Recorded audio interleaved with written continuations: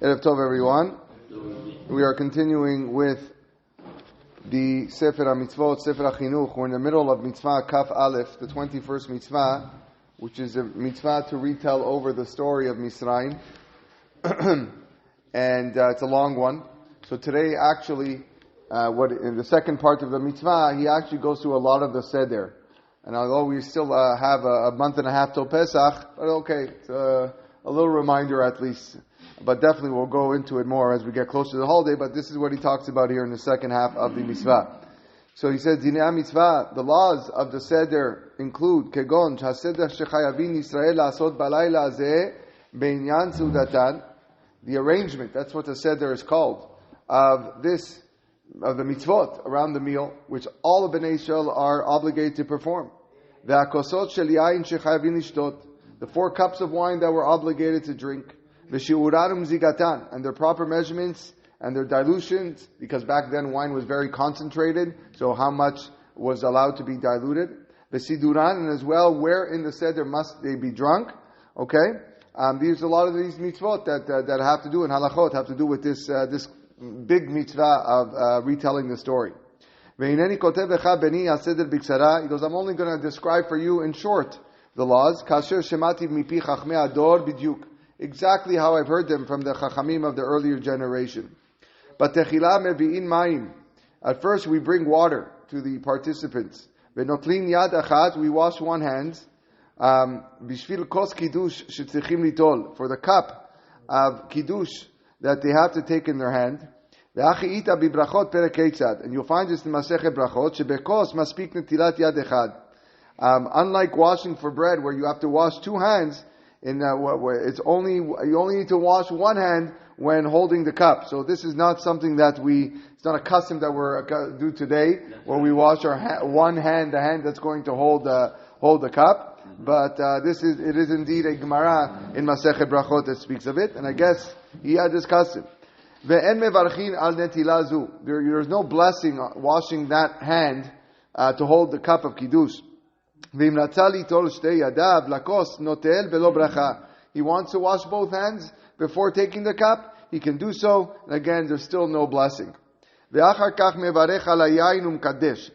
say Borei Peri HaGefen, and you say the bracha of kiddush. And although he says Borei Peri HaGefen, here he does not say it after. He doesn't say the bracha after the wine, which is ala gefen. There's the me'en shalosh, the ala michya. Well, it's ala gefen. That's not recited.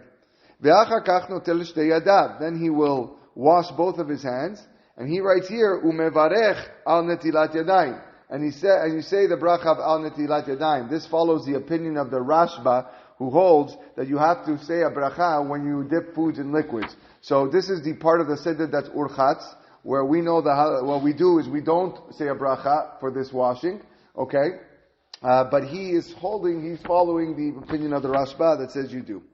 Okay? Now the third part of the Seder, which is karpas, metabel bayerek, you take a vegetable and you dip it and then you eat it. Umevarech ala borei peri adama lefana, but you say borei peri adama before it. Ulacharav eno mevarech borei nefashot, and you don't say borei nefashot after you eat this vegetable. Lefi she'amtin ad she'ochal hamaror, because you will wait. You're still waiting to eat the maror, which is also a vegetable. Ve'az yivarech borei nefashot ala maror ve'ala yerek. Then you should recite borei nefashot on the maror and the karpas. Here also, we don't do this. He's also following the Rashba, who says that you have to say bracha charona on the maror and the celery that you ate. That is not our custom. It's not what we do. Ve'en kol ma she'asa b'intayim hafsaka kimo shenefaresh. Everything that we do in between is not considered an interruption with these blessings. Now, ve'achar she'achlu min hayerek b'charoset, after we've eaten the karpas that has been dipped into charoset. Again, that's not our custom. Mozgin kos sheni. We dip the karpas in salt water or vinegar, a fake vinegar, obviously. But he had the custom to dip it in charoset. So now, after you do karpas, you pour the second cup. Vekorin haggadah im shne prakim min ha'alel. Then we read the Haggadah, including 2 chapters of Hallel. Venotlin hayad ha'achad. Then again, you wash one hand, the hand that you're going to hold the cup. Umvarech asher ge'alanu al kos hasheni. And you're going to say the final blessing of the Haggadah, which is asher ge'alanu. Ve'shotin oto. And you drink it. Ve'en mevarechin alav borei peri hagefen ve'lo acharav ala gefen. We don't say borei peri hagefen on the second cup. That's like the Sfaradim who don't say borei peri hagefen. And also, you don't say ala gefen, the after blessing. Ve'achar sheshatu kos sheni notlin layadayim. After you drink the second cup, we wash your hands. Again, this time it's rochsa. U'mbarachin al netilat yadayim. And here, again, you say the blessing of al netilat yadayim. This is something that we do also. Ve'notlin chatzi matzah u'manichin ota ala shlema. We then take the half piece of matzah and place it upon the whole one. Umbarechin ala chetzi. And you say these two brachot over the half piece of matzah. Hamotzi and velechol matzah. We do a little bit differently. First of all, the blessing is not le'echol matzah, is ala achilat matzah. Okay? And second of all, you're doing hamotzi on 2 full matzot, and only the ala achilat matzah is done on the chetzi. Yeah. It's interesting to know how, that how customs have changed. Not so much customs have changed, but how he followed his rabbanim. This is how he was taught, and this is how he did it. V'notlin chazeret u'mvarachin le'echol maror. Then you take chazeret, that's like romaine lettuce, and you say le'echol maror. We say al achilat maror. He says le'echol maror. Ve'ochlin mimenu betibul b'charoset, and you eat it after you dip it into the charoset. Ve'en mevarachin alea borei peri adama lefi sheniftera b'bracha sheberchu b'yerek at techila. And you don't say borei peri adama because you've already said borei peri adama on the karpas. Now, he's going to explain why does your borei peri adama even count now when so much time has passed in between. Right? But between the karpas and the maror, so you said the whole Haggadah, you said Hallel, you said Kiddush, you said you drank wine, right? So he's going to explain why it still counts. The Gemara Masechet Pesachim says, a pause is never considered an interruption that would require you to repeat a blessing. Unless there are 2 factors present. Aleph, Adam dato min ha'inyan. The person has diverted his attention completely from the subject of the blessing. For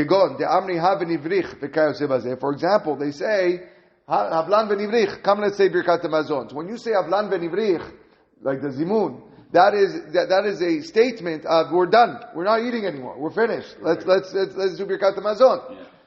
This didn't happen here. You're still thinking about the food that's coming. And also,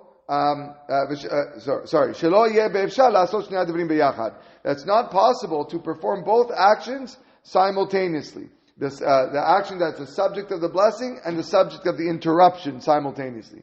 An example is what the Chachamim said in Masechet Chulin with in the case of Havlan v'nivrich. To drink and to say Birkat HaMazon at the same time is not possible. So therefore, the original, being that you haven't been interrupted with any official interruption, you still have your mind on the food, there's no hesech da'at, you didn't say any statement that you want to stop eating, you didn't say Birkat HaMazon, so therefore, your blessing still counts. Okay? Now,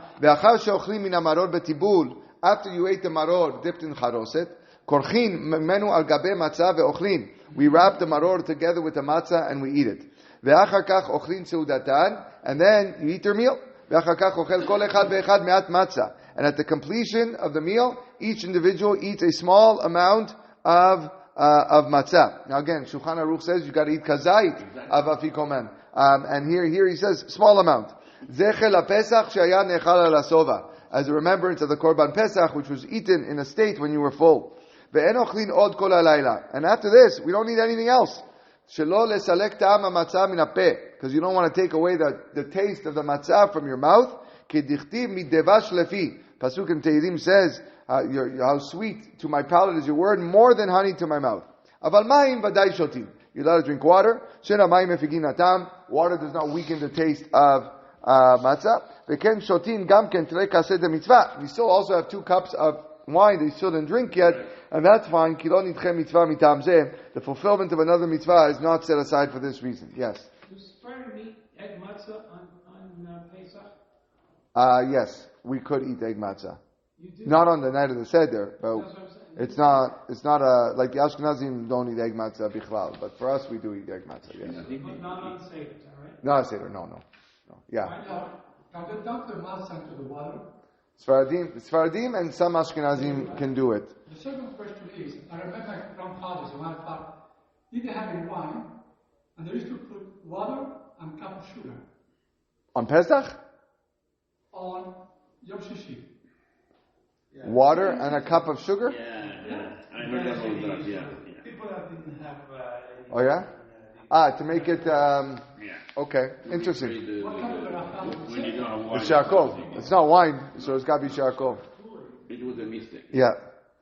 ואחר כך נוטלים לידיים, after you eat the afikoman, you wash your hands, ואין מברכים לנטילת ידיים, and you don't say bracha. And again, why is he washing? Because you're about to drink the third cup. So for him, every time you're drinking a cup, you got to wash your hand.